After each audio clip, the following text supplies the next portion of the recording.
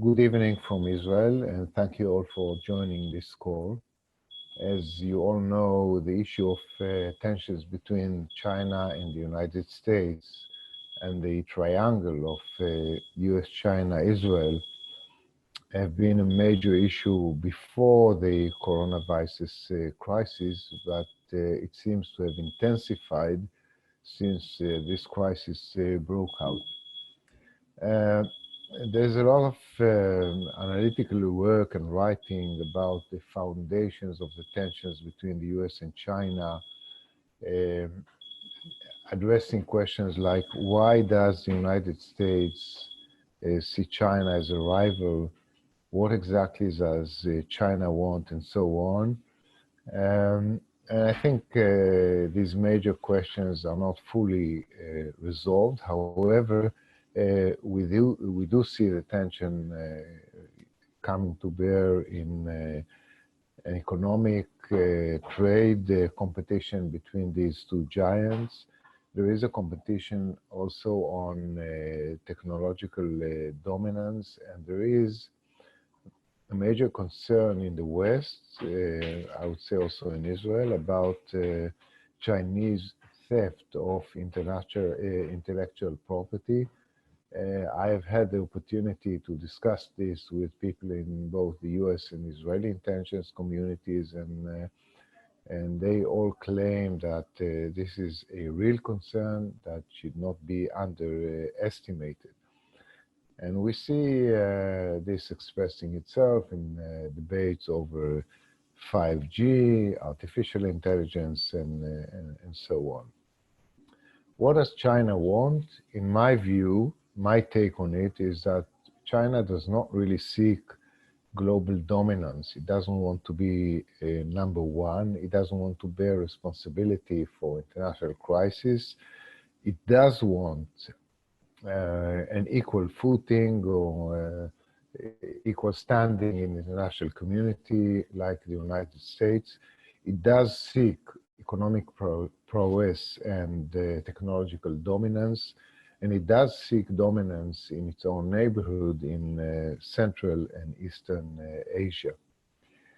The tensions between the United States and China have intensified since the outbreak of this crisis. We see President Trump referring to the Chinese virus and the Chinese retorting by some officials, blaming the United States for launching biological warfare. But the real policy issue for the day after is who will emerge stronger, more dominant in the international community following this crisis. And there are quite a few analysts and observers who believe that China might emerge stronger because notwithstanding the fact that the virus broke out in China, China managed to contain it, but not only that, it is now reaching out to other countries and offering help, support, knowledge. We see them reaching out to Italy, some countries in the Middle East and elsewhere. It is a rather paradox that China is now employing what one might term soft power, which is not very characteristic for China. I would also note that in the United States, the issue of China, regarding China as a rival, is a bipartisan issue. It is broadly shared. It's not only an issue of one party believing that. And we note now that there is a public debate in the United States. Some people saying the United States is over-dependent on China in terms of pharmaceuticals and should develop independence. So all of these tensions are likely to come to the fore on the day after this crisis, and they will definitely have an impact on Israel caught between these two giants. So where is Israel in all of this? As we know, in the recent years, Israel found itself increasingly forced to maneuver between the US and China. First, China expressed and exhibited increasing interest in Israel, in what Israel has to offer, in Israeli innovation, in Israeli technological capabilities. Israel is certainly on the Chinese map of One Belt, One Road, and we've seen China increasingly active in Israel, doing infrastructure projects like the Haifa port, the Ashdod port, railroad to Eilat, light rail in Tel Aviv, buying some companies like the major dairy company in Israel, chemical companies, and so on. And the interaction between Israel and China has grown significantly. But at the same time, we saw a U.S. pushback in the year and a half, in the last year and a half or 2 years. And as I've been told by people in our government, in the last year and a half or 2 years, Israel's relations with China become the #1 talking point in official meetings with the United States. Israel has to take several considerations in this regard. On the one hand, China is an important international actor. It is a rising global actor. It has become the biggest economy in the world in terms of purchasing power parity, PPP.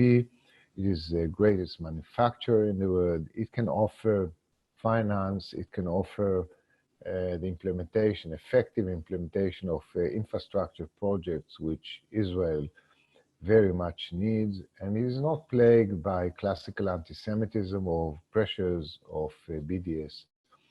I would add that there's also historical affinity between these two ancient civilizations, the Jewish and Chinese civilizations. I was one of those who a few years ago thought that this affinity might offer a bridge between the US and China, but now, given the fact that they have so much distance from each other, I think it is not the case right now.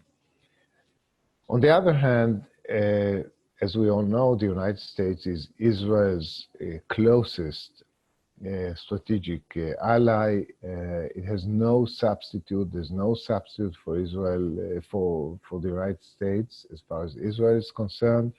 And Israel is dependent on the United States in many fields, including in the military field, in military supply of military weapon systems. And the United States and the close relations between the US and Israel definitely complement Israel's strategic deterrence. To that, I would add the fact that both in terms of values and interests, Israel is much, much closer to the United States than with China. We do not share the same value system with China, unlike the US. Let me just mention in passing that the way China treats its Muslim minority is one of those examples of a value system that we do not share. And I would just mention that this divides the Muslim world in its attitude towards China, but for lack of time, I will not delve into this. But also in geopolitical terms, the fact is that China has a very bad record, a totally negative record in terms of its voting in the UN on issues important to Israel. And China is closely related and cooperates with some of our worst enemies, including Iran, also in military terms. Under US pressure, in November 2019, the Israeli government decided to adopt and develop a new oversight mechanism, which will basically introduce into the decision-making process in Israel over foreign investments and involvement in projects in Israel, also the consideration of national security, not only trade and economic consideration. This is an initial step. It's a step in the right direction. However, it's still a weak mechanism without enforcement capabilities, and it doesn't cover the high-tech sector. It was decided by the Israeli government that this will be reviewed every 6 months, and I assume that when it is next reviewed, it will be further enhanced and developed. These dilemmas will, in my view, come to the fore after the corona crisis, and the dilemma for Israel will probably intensify, not only for Israel, but for Europe and others. It is likely that given the economic crisis that all of us are experiencing today, China will be there to offer investments, support, support in recuperating from this projects and so on and so forth. And this will present the question to Israel and others, should we go for Chinese stretch hand or not, given the US position. Definitely, I think these dilemmas will be there, and Israel will have to cope with them even more than before the crisis, and it will also probably come to play also in the geopolitical field. It remains to be seen whether China will try and take advantage of Iran's weaknesses to work more with Iran, cooperate. We just have to wait and see. So I believe that Israel has to start thinking about the day after, now, today, not wait until this is over and then start thinking about it, and developing concepts and ideas and positions about how to maneuver between the United States and China in a better way, as concerns everything that we have just discussed.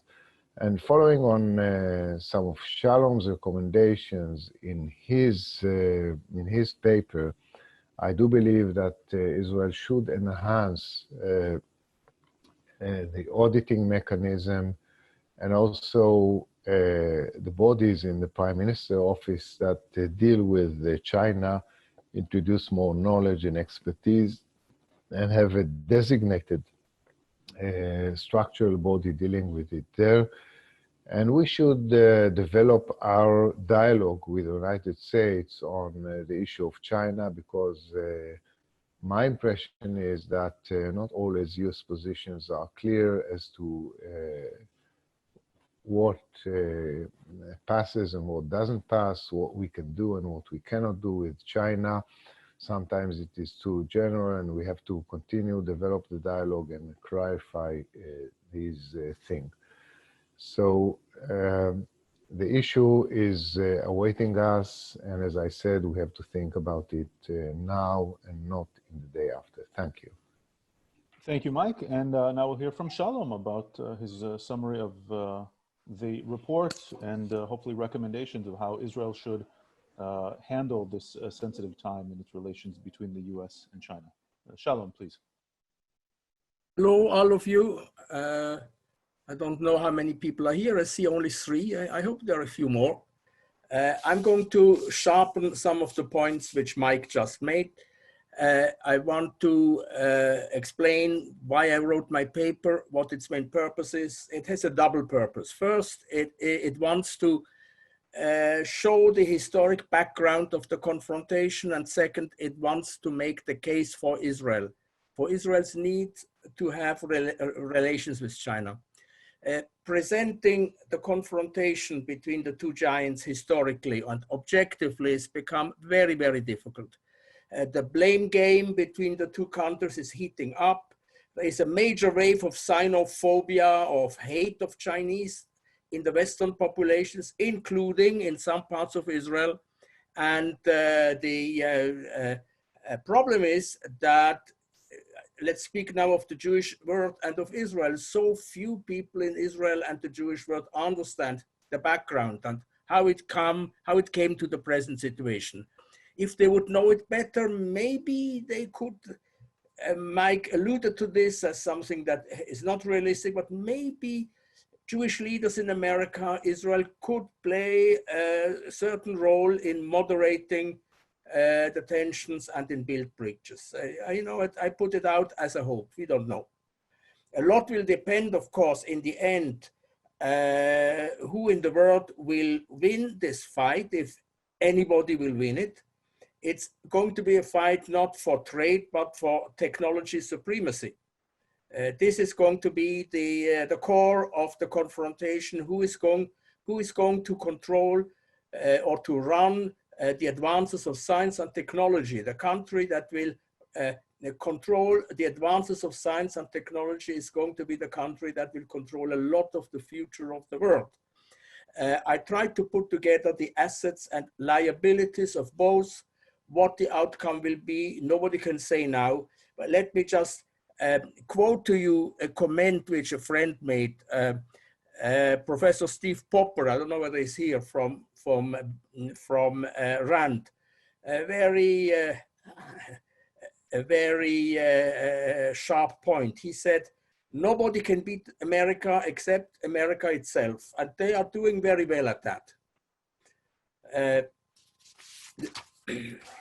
Now, making the case for Israel. Israel faces a dilemma which, in my view, it has never had before, never in that form. Our greatest friend and our indispensable ally, America, demands that we treat the second superpower almost as an enemy.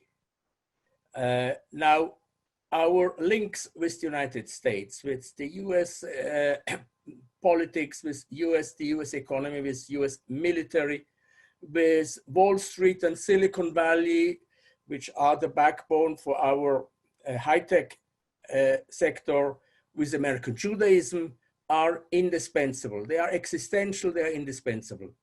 Our links with China are critical, growing, important, but it's not the same. They are not at the same level, and that is the problem. However, China, in spite of what Mike alluded, China has never been a real enemy of Israel. It was not an enemy in the past. We have 1,000 years of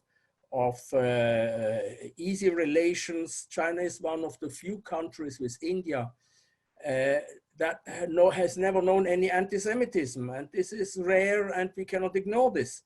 Let me remind you that Shanghai saved 20,000 European Jews from death at the time when the US State Department, supported by President Roosevelt, had closed America's doors to European Jews who were fleeing. Some of us don't forget that.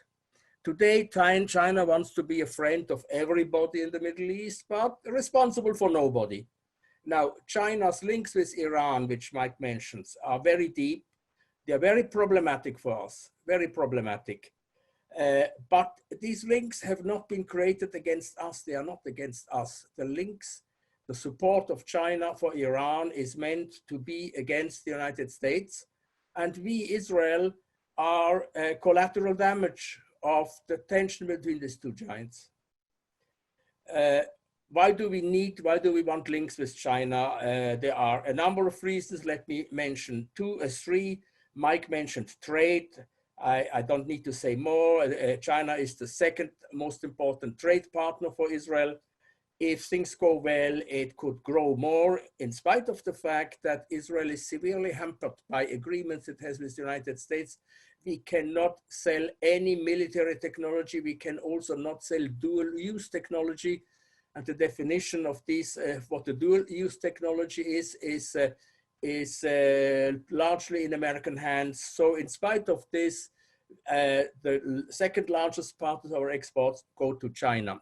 Second, and in my view, much more important than trade, is China's contribution to Israel's infrastructure. If you read OECD reports, my old house, the OECD, Israel is the most efficient of all modern OECD countries when it comes to infrastructure.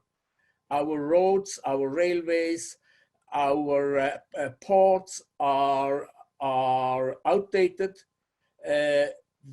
Our economy suffers. Our economic growth will not continue at a high level if we cannot relatively fast, reform our infrastructure, and we have only one country that is really efficient in helping us in this, and this is China. This is China, and China have done a few things which are very important that other countries did not do. Let me quickly, the anecdote of Haifa, which America was very unhappy about, that we gave the contract to China when Israel announced its tender to build the second port in Haifa. The Manufacturer Association sent a delegation to the United States. We wanted America to build this. We wanted Hezbollah, who have threatened to destroy Haifa and its port, to think 3 times before they attacked an American asset. No American company was interested. No one wanted to come, and I don't blame them. China was ready to come, so we took them. And then we got into troubles because of this. What choice do we have? We didn't have much choice on this. Number 3, and that is a delicate point. China is entering the Middle East in major ways. At this moment, politically, militarily, economically, I think in 10 years, you come back and you will see China present in military and naval bases in the Middle East. If the United States continues to withdraw from the Middle East, that was the intention of Obama, it seems to be the intention of Trump. China, who needs the Middle East existentially, half of China's oil comes from the Middle East. China has done whatever it could to diversify its sources, but the Middle East supplies China with half of the oil China needs. And I don't see China leaving the control of the Middle East to the Russian army or to the Turkish army or to whatever else. I think China will be pulled into the Middle East. And we are going to have a big neighbor, like we have now Russia as a neighbor. We are going to have a big neighbor, China, and we don't need to have this country considering us as an enemy because we treated them as an enemy. That is a major concern which should worry us in many ways. The opposition of the United States to China-Israel links is much older than Mike indicated. It started almost with Israel's existence. It started in 1951 when the United States Secretary of State John Foster Dulles threatened Israel with cutting all food aid if we did not stop seeking diplomatic links with China. There was no question of economic links, of military links. We just wanted contacts with China, and the US said, no, you can't do that. If you do that, you won't get any food. Okay, during more than 70 years, the US was watching us, sometimes happy, sometimes unhappy. Today, we are in a situation where rumors say that the US will ask more from us than we have given so far. Rumors say, and I don't know whether they are true or not, but it stands to reason that the US will ask us not to use China in the future for infrastructure work, which would damage us, and stop university cooperation. That would be very grave. The reasons we are given are variable, not always convincing. They are spying, we shouldn't depend too much on China, etc. Now, I'm afraid, and I do more than speculating, there is the true reason which is not openly said. The US wants a payback from us. The US has done more for us, for Israel, than any country has ever done. Much more, and they say it is fair that you do a little bit more for us than any other country will do. I can understand them, and it is now just because the US pressure on most of its allies is not working. If you follow country by country how US allies react to the pressure of the United States to cut, not to have links with Huawei, you can see one after the other, they say no. When President Trump slammed his phone down to Prime Minister Johnson, because Johnson rejected the US demands to have no investment from Huawei, something some penny fell, to use an old English. Such a thing has not happened in the relationship between two strong allies in 80 years. So just because we are the last ones who will not say no to the United States would like us to appear as the most loyal ally, the most faithful friend in face of the whole world. And we should be concerned about this, because if the US really gets isolated on this, we will be isolated with them. It's a tragic paradox. The US pressure on us to limit links with China does not damage China, it damages Israel. China without Israel, without any links, would do fine. It wouldn't even, if Israel would disappear from the Chinese, from Chinese links, it would not even disappear macroeconomically in China. If China will disappear from Israel's, from Israeli links, we would suffer. It would be visible. Today, Israel, Shalom, if you could, concluding remark, if you could, please. Okay. Concluding remark, we understand US concerns. We had our own bad experiences. We don't idealize China. We will negotiate with them. As Mike said, we hope that they will not, that they will understand that they should not punish us more than they can punish China. Thank you very much.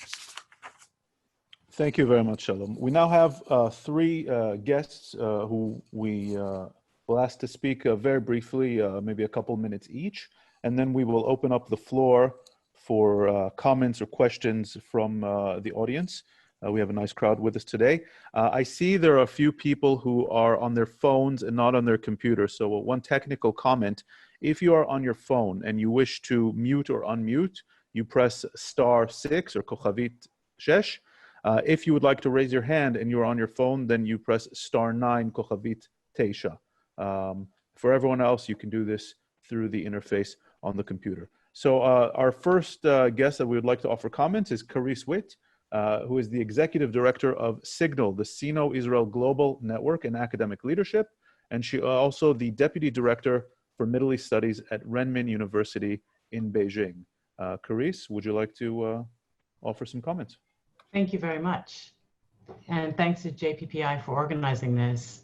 I'd like to focus on what Signal considers to be the most effective approach to China in general, but especially considering US concerns after the coronavirus. Given the nature of the PRC, Israel, and in fact all countries, need a comprehensive, coordinated approach to China. I began discussing this in 2015 with people in and recently out of government, and no one disagreed, but everyone said that it's not possible because Israel doesn't work that way. My reply was that Israel can manage without a comprehensive, coordinated approach with everyone else, but not with China because of China's system. Long-term planning, powerful top-down control, and able to direct enormous human financial resources in whatever way the leadership believes is best for the country.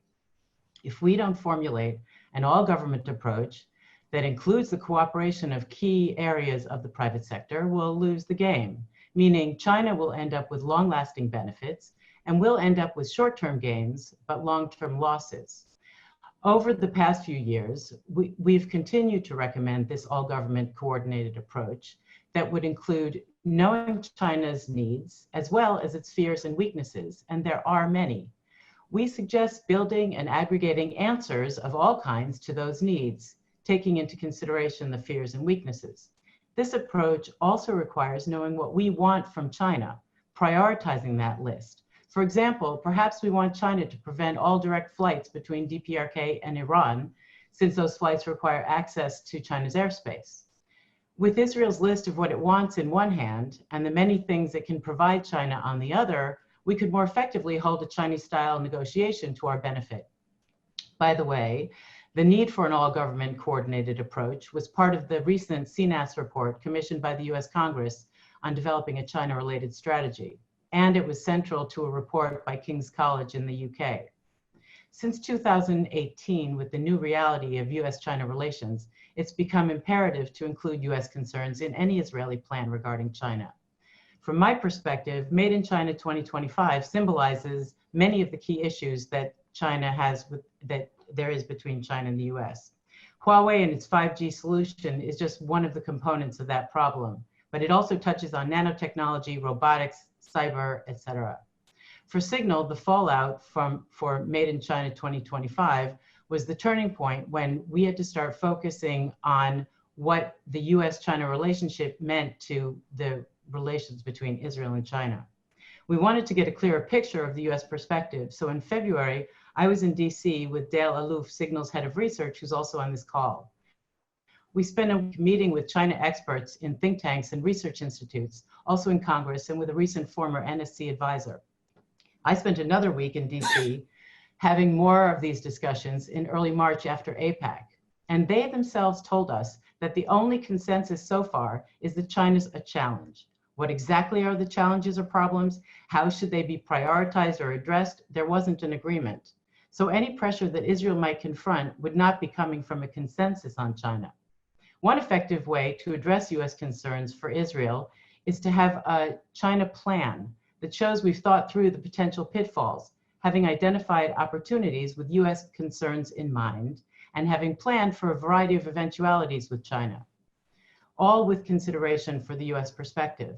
For example, we're aware of the tech and dual use issues and have put in place XYZ precautions, and that our oversight mechanism mentioned by Mike Herzog earlier will not only review investments, but also joint ventures and mergers and acquisitions, and consortium participation in a wide range of areas such as energy, power, transportation, and infrastructure, both on a national and a local level. If we have solid, well-conceived answers to US questions or issues that show we've done our homework and we're prepared, it will be that much easier for the US to accept Israel's broadening relations with China. Thank you. Thank you, Carice. The next speaker we'd like to comment, and again, please, just a couple of minutes, is Professor Daniel Haber. I hope I pronounced that correctly, who is a specialist in international economics and especially East Asia economics at the University of Haifa. Professor Haber, please. Shalom to everywhere. I'm speaking out of Paris, enjoying the springtime of Paris rather than the springtime of Israel, because my flight to Israel, which I was about to board, was cancelled. I have 3 comments to make on the impact of the virus on China, on America, and on the group of countries of which Israel is part, which I would call the third countries or the third parties. On China, there were 2 phases. The first phase finished last week. It was a very negative phase for China.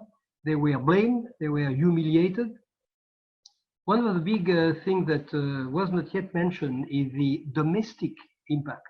You remember these doctors, which were the first whistleblowers, Chinese doctors. They were blamed for spreading rumors. One of them died, and he became an instant hero in China through the very heavy, very active Chinese social media. And that went through to the Communist Party, through to the top to Xi Jinping. And that was very, very badly felt by the government of China. They felt the blow. It was really bad. We humiliated them. I'll give you 2 examples. One was already mentioned, the insistence of the US to call the virus not coronavirus, but Chinese virus, or Wuhan virus, or even the Kung flu. A small game, and this is very much resented by the Chinese. The other one was the blame which was put on individuals Chinese in foreign countries. I saw it by myself in the streets of Paris, young Chinese being verbally assaulted, sometimes physically assaulted, just for being Chinese. I would summarize this period as anti-China racism as we speak. Very bad, and we know what we talk about when we talk about racism. This has changed last week. Now China is back to work. Manufacturing units are now producing everything that we need badly in Europe and in America, masks and ventilators, and they are using this capacity to sell to whoever they want. And so it's called the diplomacy of masks, diplomacy of ventilators. And well, they're right to do it. They are smart. They are playing a game. It's Go, the game of Go. They know what are the weak points. They know how to sell. And this is called by our side propaganda.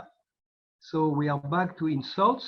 And overall, this is, of course, increasing the US-China confrontational mood. On the US, the impact is to make America today appear as extremely vulnerable and weak at the time when China is strong. This may change, this will change, but this is the case today. I'd like to focus on the third countries of which Israel is part. You have the Asian country, Japan, South Korea, Singapore. You have the Commonwealth countries, Canada, Australia, New Zealand, the UK. You have Europe, including Switzerland, and you have Israel by itself. So all have a different way of resisting US pressure, but they all have several things in common. They're all market economy, they're all democracies, they're all on the side of America, of course, but they all resent the present confrontation. They don't like it. It's against their interest. They want to continue to do business with China, and Shalom Wald explained it very well. So this is very bad news for them. They also see China as an opportunity they cannot miss. And so therefore, their overall feeling is that on one way, you have America, their friends, which is distributing pressures, negative pressures. And on the other side, you have China, which is distributing doubts.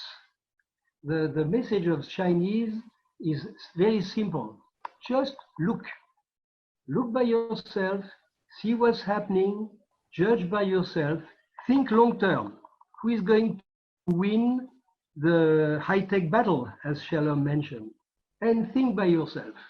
Thank you, Professor. Of course, today, these countries are not saying anything, but they start thinking, and this is already a kind of battle which is won by China. Not the war, but the battle. Thank you very much, Professor Haber. The last of our speakers that we would like to comment is Dan Katarivas. I believe I see him on the call. He heads the Division of Foreign Trade and International Relations at the Manufacturers Association of Israel, and also is the Director of International Relations at the Federation of Israeli Economic Organizations, and previously served as an Israeli diplomat in China. Mr. Katarivas? Okay, well, good morning, good afternoon to where you are. I think that all of us have to be very humble, because we don't know what's going to happen. We don't know what's the end of the crisis yet. And the crisis, I don't think that we can speak even about after Corona, because the Corona is still here and it is to stay probably for quite a while. Therefore, I think that the element of uncertainty are much bigger and larger than the element of certainty. And also the question of the short term, medium term, long term. And we have a lot of events coming which are not related to the Corona, or they are in a way. I mean, I'm just talking about the American election. And as we focus on America, obviously we know that America, I mean, the fear of the yellow peril is, let's say, the bipartisan, but I think that style also matters, okay? And the style of the present American administration is certainly not helping, and also the lack of leadership of the American administration is also not helping. And I'm not saying that everything can change, but they might be very interesting changes if we have a change of an administration in America. So I think that this is an element that we have to understand and to take into consideration, because it might affect also what we are discussing, the relation of America with the world, and the relation of America with the West, and the American relation with Israel.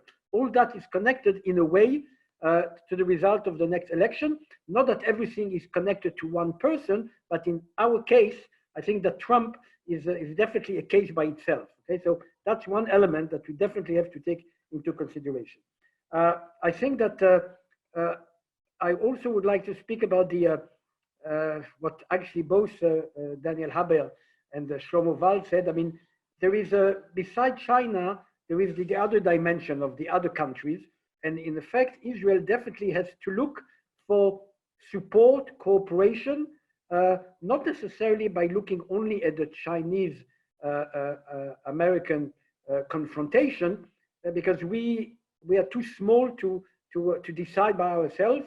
But definitely, I think there are points of common interest that we have with both Europeans and Japan, for instance. I mean, it's very interesting, but Japan in the last 3-4 years has made a tremendous change in its relation to Israel. And I think Japan is only the third major economy in the world. So I think instead of looking at the attitude of Israel vis-a-vis the two contender, I mean, US and China, we should try to play a more global game and try to see where we have common interest, share interest with other partners, and vis-a-vis both America, by the way, and vis-a-vis China. I think we have a lot in common on the tech issue, i.e. the tech war, and we have a lot of common in that with the American and with the European, and we share the same, I would say, the same consideration concerning IP, concerning what are the next steps that we should take in order to not contain, but actually work together with China, but not losing our edge. So I think that those are areas where we can actually work, and there could be things interesting. And the more we try to forge common interest, not only with the American, which obviously, as Shlomo said, they are our major ally, but we have other interests also. Again, when we talk purely economically, I must say, US is very important economically, and especially military. Don't forget the $3.8 billion that we're receiving every year. And I hope that the present crisis will not affect the possibility of the Americans to continue their military aid to Israel. Who knows? But the other major partners are the Europeans. The Europeans are still something like 40% of our import and 35% of our export. They are still our major market. So I think that we should try to really look not only on the American scene and the Chinese, but add the global dimension. And I want just to finalize by the last sentence I want to add. I think this is very, very important, is the presence of China in the Middle East. It was mentioned by Shlomo Wald. I think that definitely this is a major change. And it's true that the presence of the Chinese in the Middle East is first and foremost economic, but I certainly believe that it will have a political effect. And then the question is, what is our interest with China in the region here, which, by the way, might not be exactly the same as the interest that we have with America. So that's another dimension. And at the end of the day, we live here in the Middle East, and we have to look at what's happening in our near neighborhood and who is mixing around. I haven't mentioned even the Russian, but that's another story. Thank you. Thank you. That's for another webinar that would be equally as fascinating. Thank you to all our guest speakers, and of course to Shalom and to Mike. We'll now open the floor, I guess the digital floor, if you will, to questions or comments from our participants. So you can press on the raise hand function, and if you are on your phone and not on a computer, once again, you can press *9. So *9 if you're on your phone, or you can press to raise your hand, and we're happy to take questions or comments from the crowd.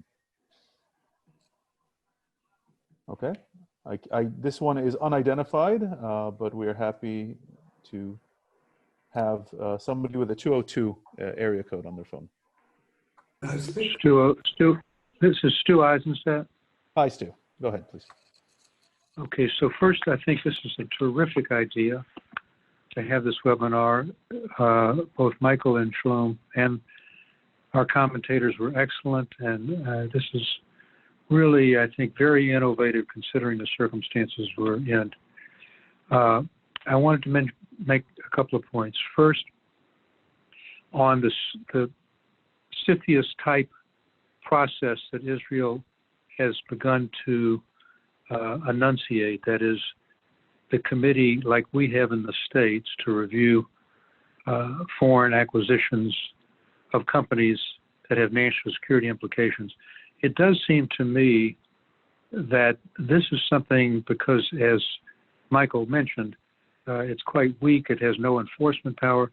This is something in about the administration that could be strengthened without at least immediate Chinese blowback. Second, on Shalom Wald's point about no historic anti-Semitism, that may be true, Shalom, but it's also true that they have yet to recognize, here we are in 2020, Judaism as an official religion.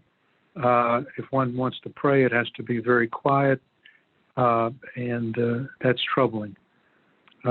Third, reported just today in the Daily Beast, the White House and the President, following a conversation that he had with President Xi, in which it is reported he was excessively and aggressively flattering the President about his wonderful leadership on the pandemic, that Trump announced privately that he's going to drop any, and wants the State Department to drop any references to the Chinese virus and the Wuhan virus. Of course, the horse is out of the barn, but it is indicative of somewhat toning down of the harshness of the rhetoric. And then last, a question. Is the Israeli government under pressure from both sides on using Huawei for 5G network, wireless network, as so many other countries are, including the UK, the UAE, and others? And if so, how do you expect that to come out? Because this is a fundamental issue with the administration, but also with China. And there are no Western companies that have the kind of technology, unfortunately, that Huawei does. Thank you, Stu. Of course, Stu Eisenstadt, our co-chairman. Next, we'd like to call on Ramital, who is also with the Institute. Rami, would you like to ask a question? And then if Shalom and or Mike would like to answer Stu's question, we'll give you a few minutes to prepare your thoughts while Rami comments or asks his question. Okay. I'm not an expert on China, but for the last 20 years, I've been visiting China at least once a year, sometimes more than that. Now, I have a few friends in China. One of them is a vice president of a huge bank. And he thinks, I talked to him last week, he thinks that one of the consequences of this crisis globally is that people all over the globe will see that the American confidence that America knows better than all other nations, that Americans can deal with problems better and maybe more wisely than other nations, will be shattered, and that other nations will not be so impressed with the American way of life and the American culture as they are now or as they were before this crisis. Now I would like to ask Shalom and Mike and maybe some other speakers, what is their attitude to this, this opinion? Thank you. Thank you, Rami. Mike or Shalom, would you like to first address Stu's question, and then we'll try to address Rami's question, and then I see we have Carice would like to comment as well. So first, we'll address Stu's question, and then we'll address Rami's question. Mike, Shalom, either of you? Yeah, I will address Stu's question. Unlike Europeans and others, I don't think we have that dilemma of whether or not to introduce Chinese G5 capabilities to Israel. We have our own infrastructure. We don't need the Chinese, unlike Europeans. So it's not a real dilemma for us. And in any case, I think this is one area where Israel can accommodate the United States. We have a big debate with them about infrastructure projects, and we'll continue to have that. And the fact is that we continue with the Haifa Port project, notwithstanding US pressure. But when it comes to G5, things like that, I think given our own infrastructure, we can accommodate the US pressure on that. And I've been participating in quite a few dialogues with Europe and sharing the Israeli and the European experience about navigating between the US and China. And that is, while we have many commonalities, that is one area where we have a different situation.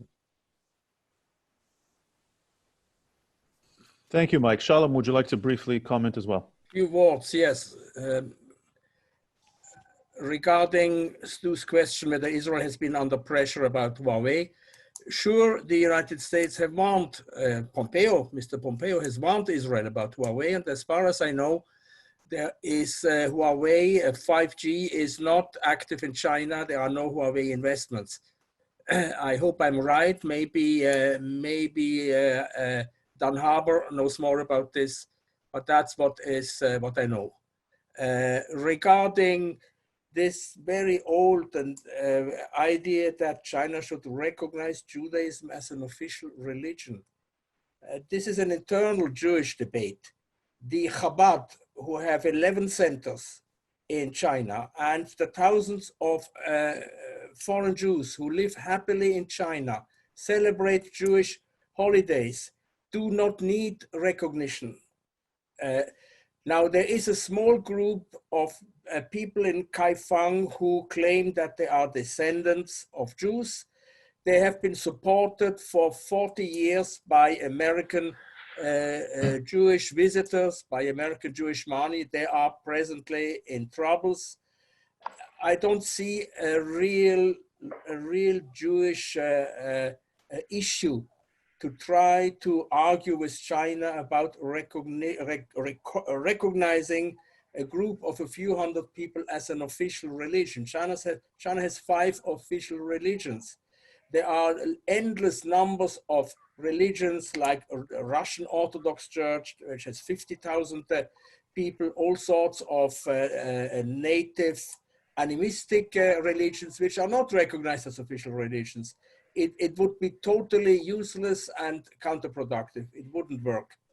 So that is my personal reaction, but then I believe that people who supported the Kaifeng Jewish community will have another opinion, but that's what I can say at this moment. Thank you. We'll take now, we'll go to Carice again, and then we have a comment or question from Ariel Berger, also with a signal, I believe. Carice? Hi. So first of all, I want to thank everyone for the really interesting questions. Very quickly about Huawei, Mike, as far as we know, is 100% right. We don't need it, we don't want it, and we're not going to be using 5G from Huawei. On the other hand, Shalom, we do have an R&D center here. We've had it for years, and I don't know what kind of oversight that has had. In the early years, there wasn't. Now, perhaps that's changed. Stu, regarding your comment about the compliments that Trump gave to Xi Jinping, Trump has his own, style of strategy. He also, at the same time, while he gave all those compliments, he signed a law supporting Taiwan called the Taiwan Allies International Protection and Enhancement Initiative, Taipei, which is the capital of Taiwan. And it provides money, rewards for countries that strengthen and upgrade their relations with Taiwan. That is one of the most kick in the teeth actions that the Trump administration could make to China, because Taiwan is an existential issue for China. So we have to look at the broader picture of all the different actions that are taken. Some things get a lot less publicity than others. I just want to say about Dan Katarivas's comment on cooperating with other countries. I think he couldn't be more right. Israel's strength will definitely be in smart cooperation with third countries that are also allies or work with the US, while maintaining strong relations with China. It's a very smart policy. Thanks. Hi, yes, fantastic discussion, thank you. I wanted to make a comment which also related to what Dan mentioned about the uncertainty going on at the moment. If one looks at the recessions that have occurred in the last 30 years, they've normally coincided with a fundamental shift in the global landscape. That could be the 1990s in Europe, the dot-com in the 2000s, the rise of the emerging markets in 2008. And as well as coping with the global emergency for coronavirus, COVID-19, we're also seeing disruptions in the energy market, obviously the employment market. So 100% what Dan mentioned about this period of uncertainty. And I do wonder to myself if what we're going to see at the end of this is the end of the age of very heavily focused trade interdependence in globalization. And that might be looking at what we're looking ahead for the long-term future once the dust settles with this. I would imagine as well that within China, there is a lot of pressure going on with maintaining the current leadership, given what's gone on in China. And I 100% agree on the focus of technology in the years ahead. However, and this is an if, the scenario ahead is towards the death of globalization, perhaps in the West, we will be moving more towards a technocracy. And in that case, it may be more a focus on the data than the actual technology itself. Just relating to globalization, I'm from the UK, as you can hear, there's been a big outcry in the UK over 5G. And in Italy, it's been quite noticeable how the European Union didn't really come to Italy's help. So I think there might be major shifts of a very uncertain nature, which we can't yet know. And just a very final comment is that whatever the outcome is, there's clearly a gap in public health and globally in terms of preparedness. And in terms of positive relationships, what Israel has been doing with China just this week, coming out the Global Center with MyHeritage and bringing out Chinese researchers, seems net positive without being too politically polarizing between the US and China. And I very much agree that there's great uncertainty ahead. We don't even know the end date. Thank you very much. Any final comments or questions? I'm looking for hands being raised on the participant list. Okay, so we thank everyone for joining us. I also recommend once again that you download and read the paper. I read it yesterday, it's excellent. China's Rise, US Opposition and the Implications for Israel. It is available both in Hebrew and English on our website. And as we mentioned at the beginning, we will be hosting another in our series of webinars this Thursday, April 2nd, on the growth of the Haredi communities in the diaspora, expanding civic and political engagement, which will be led by our senior fellows, Dr. Shlomo Fisher, Dr. John Riskay, and Rabbi Dr. Dov Maimon. If you did not receive the invitation, please contact us and we will send you the Zoom link for that as well. Avinoam, would you like to say anything to Dan, conclude? could we make some concluding remarks? Please, go ahead. Okay. So before we conclude this, I would like to address some of the points that came up here. First, Shalom said that China never regarded Israel as an enemy. I agree with that. But he also said that, or mentioned an Israeli attitude of regarding China in a negative or enemy way. And or I would not want to say that Israel does not regard China as an enemy. I think China is rather popular in opinion polls, but also in government circles. I've not heard anybody address China as an enemy. And so that is not the concern. Yes, we address US concerns, but we do not regard China as an enemy, never have. Secondly, there was a reference to China entering the Middle East big way. I think Shalom even used the word control of the Middle East. I think we should be much more reserved and nuanced about this. Yes, China is interested in the Middle East. It's on its map of One Belt, One Road. It is interested in economic and in the energy field, the sector, and so on. That's true. At the same time, please note that China refrains from entering war zones. It does not invest in war zones. It doesn't get engaged there. It doesn't want to enter Syria. Gaza, and I can give you more examples. It doesn't want to lead in any of these disputes. And even if China decides to go bigger into the Middle East, I'm not sure between Saudi Arabia and Iran which exact way is going to go, because already today China is importing more Saudi oil than Iranian oil. On other countries dealing with the tension between the US and China, I think, again, I would be very careful about assessing that the US will be isolated and all its allies will desert it and tilt more towards China. As I said, I've been part of a lot of dialogues with the Europeans, including decision makers in the last year. And what I hear from them is while they hate a lot of aspects in Trump's policies, at the same time, they say, and the US officially now say, the EU officially says that they have come to regard China, they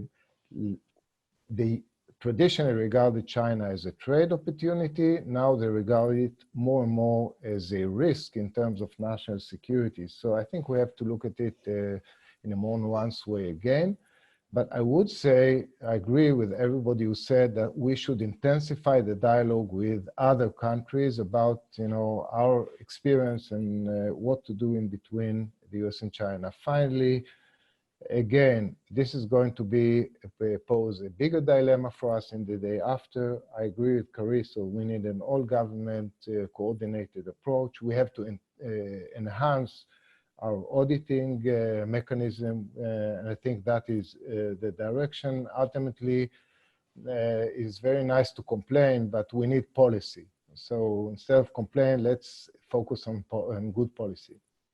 Thank you, Mike. I've been being told that one of our guests named Avinoam, not our Avinoam, but one of our guests, Avinoam, would also like to speak. It's hard to see everybody at one time on the screen, so please, Avinoam. No, it's not your fault. You have more than one Avinoam here. Exactly. Just a very briefly and short comment, and I follow what Mike Herzog just now mentioned.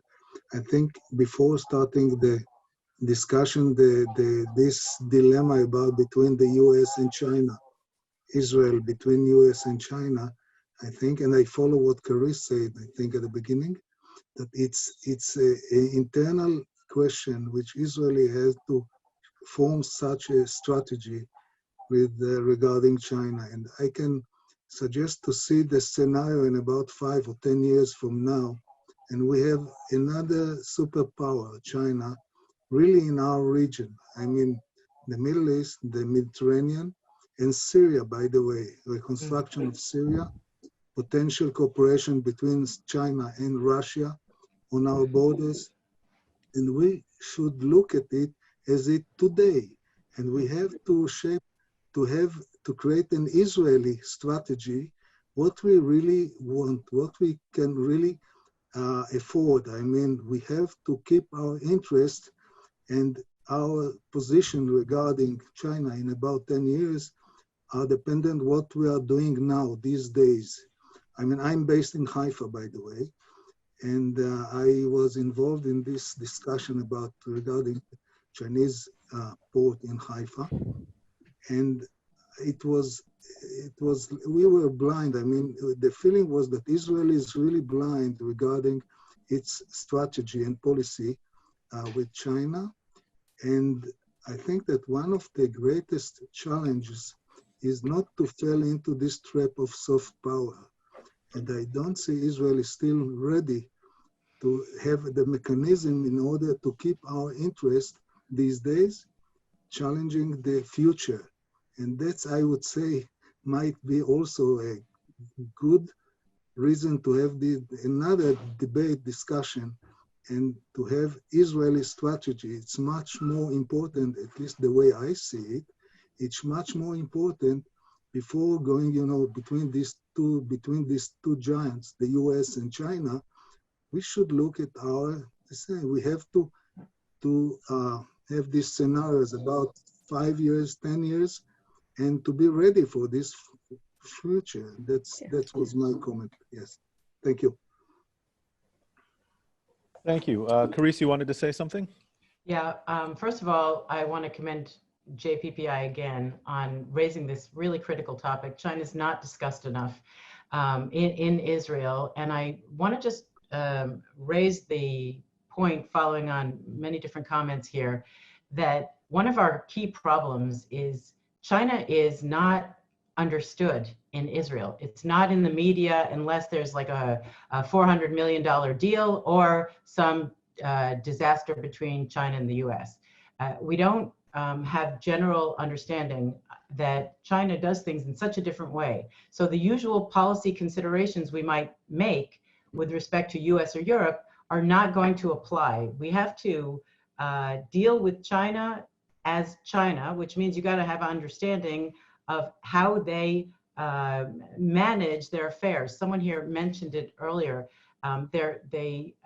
Soft power is not their usual way of doing things, but in fact, they do have a kind of insidious set of tools that we're not used to, that work in the same way as soft power. So I would say in general, this webinar is a great step towards getting a lot of people talking about this in a very central way. And I just want to finally say, Mike, thank you very much for your comment that we have to think about it today. Whatever the uncertainties are, if we don't start thinking and planning now, we're going to be very sorry on the day after. So thank you for that. Thank you, Carice. Would anyone else like to say or add something?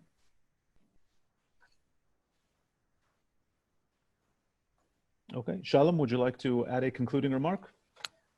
No, not really. There are no major differences between what Mike said and what I said.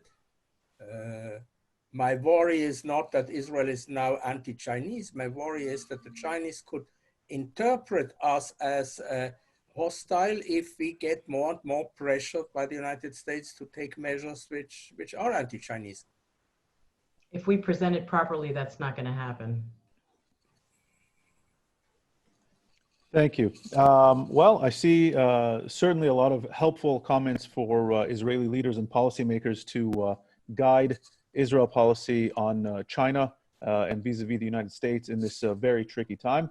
I see some actual Israeli policymakers among our list of participants today, and certainly a lot of people who have the ears of Israeli policymakers. So hopefully they're listening, and hopefully people will download this excellent report and read it. Thank you all for joining us. Avinoam from JPPI, would you like to conclude with anything? And just to thank everybody for joining us, and looking forward to seeing you on our next webinars that will be of interest to some of you. And especially I want to thank Shalom for his wonderful piece, for Dennis, who had a conflict, couldn't be with us today, for his introduction, and no doubt for the insight contributed by Mike to the paper and to the discussion. Thank you so much. And thank you all for joining us. Thank you.